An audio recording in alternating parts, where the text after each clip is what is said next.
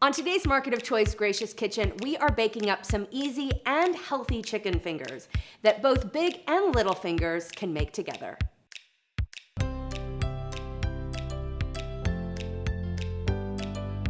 I'm joined by Allie, one of my lead Hership students, and Allie's goal is to do more cooking.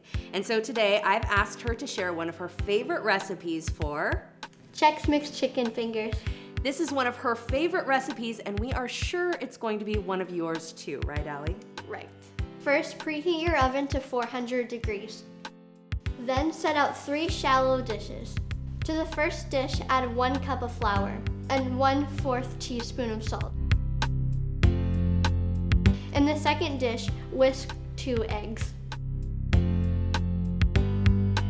And in the third dish, we combine 4 cups of finely crushed corn Chex Mix, 1 teaspoon of garlic powder, and 1/2 teaspoon of salt. We're using 1.5 pounds of thin chicken cutlets. Now, we went to the Market of Choice meat department and had them prepare the chicken so we don't have any of the gooey mess. Dredge the chicken in flour to coat, shaking off the excess.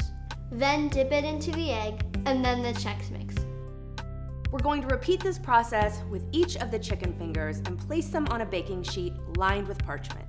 After all the chicken fingers are coated, pop the baking sheet into the oven for 15 minutes or until golden brown.